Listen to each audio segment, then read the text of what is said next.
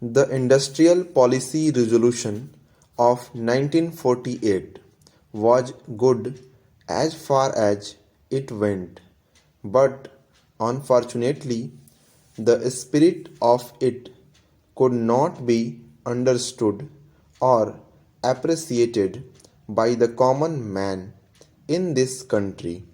So, a new orientation of this policy was given, and the Honorable Prime Minister, after his return from China, publicly declared that the future policy of the country, or rather the future pattern of society, will be the socialist pattern.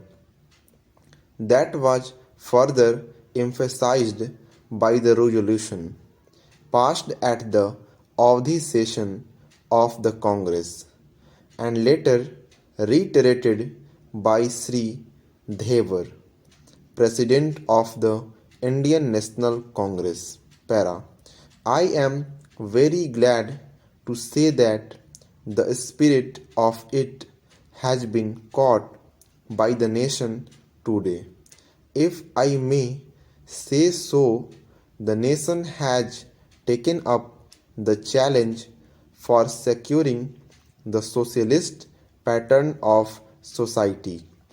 It behoves all sections, both inside this house as well as outside, without having mutual recriminations, to try and propagate in a sincere manner and establish the socialist pattern of society indicated by the statements of the great leaders of our country. Para.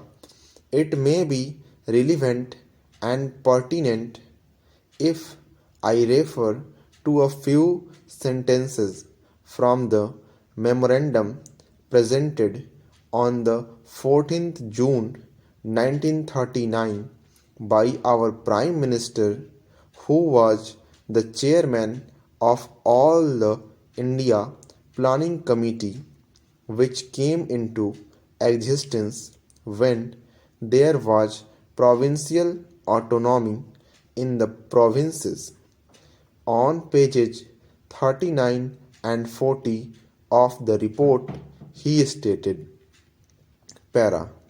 It is clear that the drawing up of a comprehensive national plan becomes clearly an academic exercise with no relation to reality unless the planning authority or those to whom it is responsible are in a position to give effect to the plan.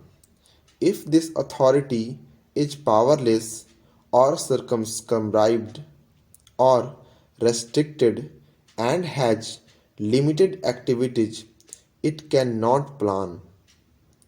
An essential prerequisite for planning is thus complete freedom and independence for the country, and removal of all outside control. This implies that the country possesses in itself full sovereign authority to take any measures, adopt any policies, and form any relations with other countries as may seem best to its governing authority in the interests of the country and its people.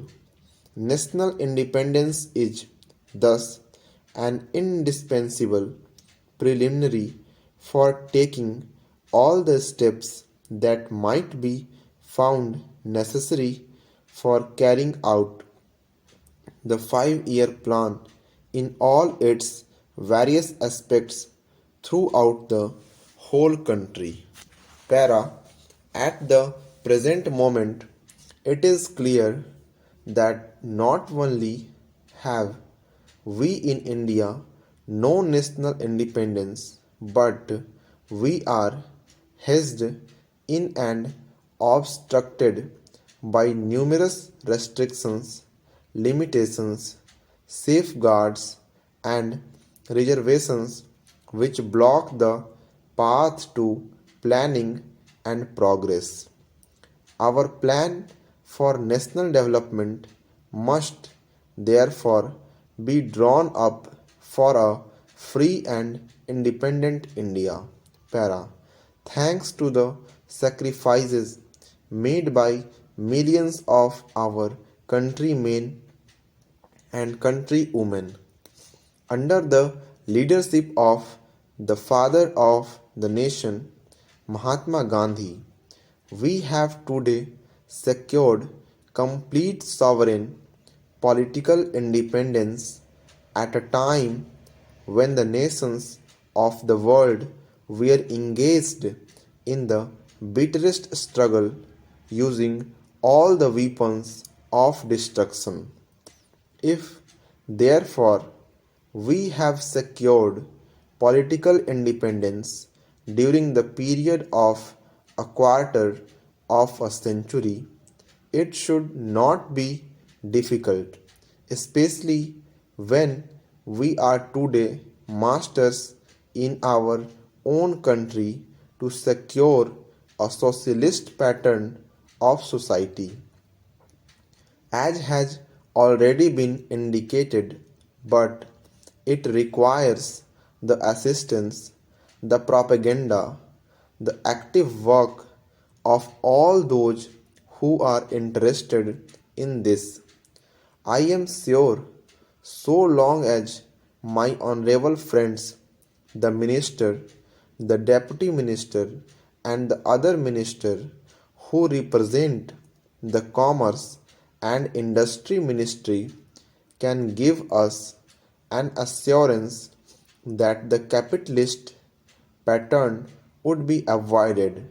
Some of us who believe in a cent% socialist democracy give an undertaking that certainly totalitarian policy will not be introduced in this country, because we have believed all along during the fight that we have given to the British government when we secured political independence that we shall try to maintain democracy undiluted and a socialist democracy at that.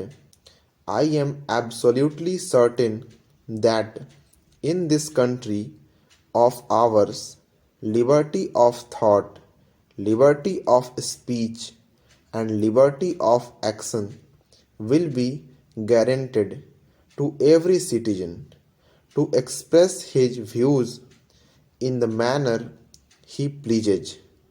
I therefore assure my honorable friend that so long as we do not, in the garb of a socialistic pattern, support a capitalist system, India will stand 100% for a socialist democracy.